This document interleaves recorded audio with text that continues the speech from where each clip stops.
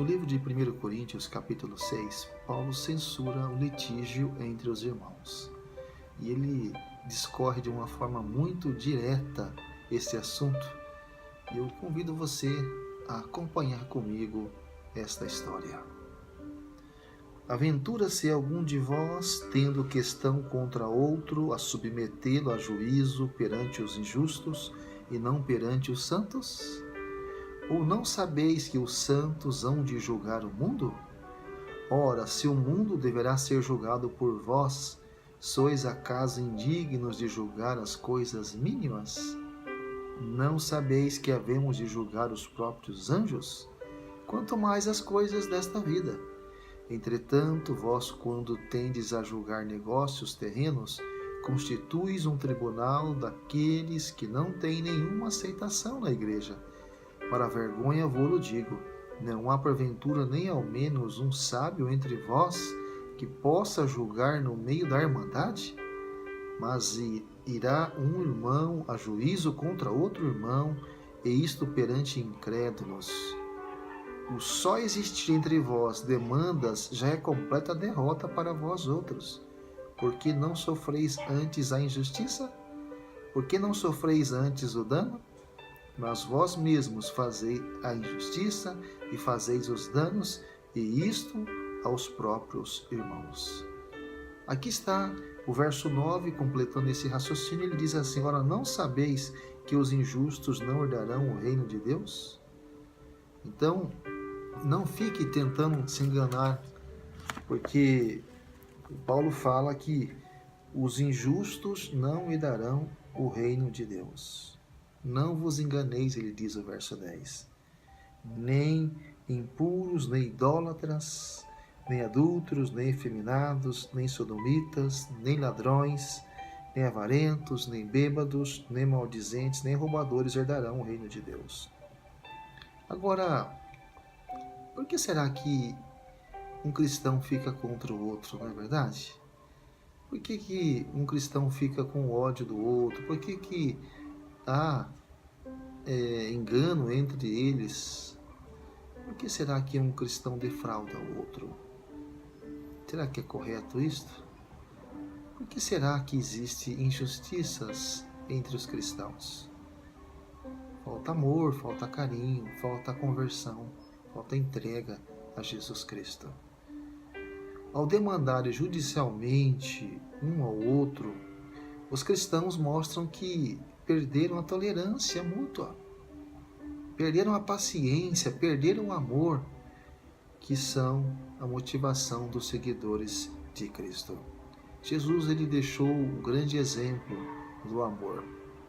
Ele não se usurpou o ser igual a Deus, se tornou servo, e ele pagou caro com a morte de cruz.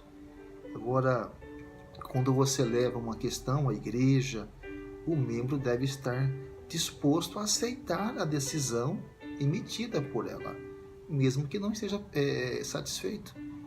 O seu caso foi levado para a igreja, a liderança vai analisar, orar, pesquisar, estudar a situação e vai aconselhar, e a decisão será tomada. Quem vai à igreja para resolver uma questão e só aceita a decisão se for tomada a seu favor, não está agindo em harmonia com o conselho de Paulo.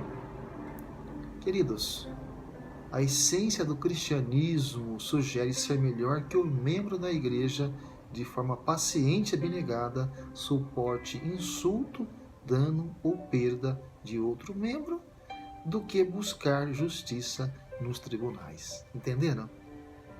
É importante você entender isto, porque aí você não vai ficar procurando a justiça secular para resolver uma situação entre você e um outro irmão. Não importa o que você tenha passado, você pode suportar em Cristo Jesus isso tudo. Você pode ter sido defraudado, ser uma vítima de injustiça, mas busque em Deus a força para suportar isso tudo e deixe que a liderança da igreja te ajude.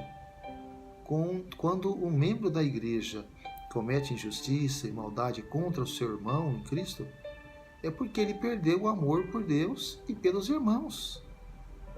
Olha, o injusto que se beneficia à custa de seus irmãos, não entrará no reino de Deus.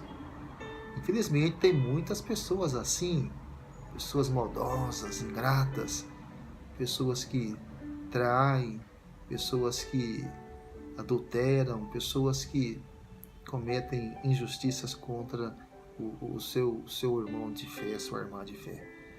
O que mostra isso é que o caráter dessa pessoa é egoísta, ele é ambicioso, é contrário ao amor abnegado e humilde que caracteriza os habitantes do céu. É claro o texto, os injustos não vão herdar o reino de Deus, o reino dos céus. Eu acho que você quer herdar o reino de Deus, não é verdade? Portanto, se coloque nas mãos de Deus e deixe Ele te abençoar. Você alcançará o reino da graça agora, mas depois você vai alcançar o reino da glória. Deus tem maravilhas para você. O que olho humano jamais viu, o que o ouvido humano jamais ouviu, é o que Deus tem preparado para cada um de nós. Se coloque nas mãos de Deus e Ele vai guiar a sua vida. Você aceita esses conselhos que Paulo escreveu? Que maravilha! Eu quero orar por você agora. Pai bondoso, muito obrigado por tudo, por esses conselhos maravilhosos.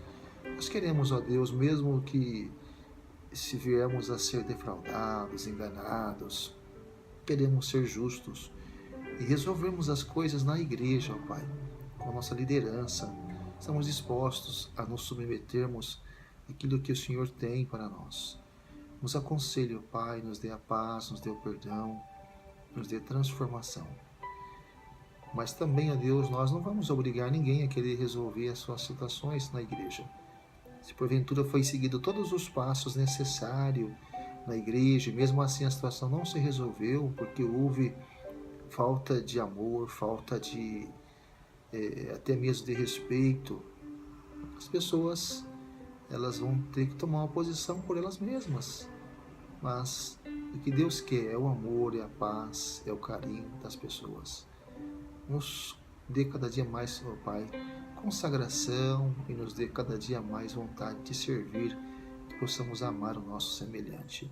Nós te pedimos e agradecemos por tudo, no nome santo do Salvador Jesus Cristo. Amém.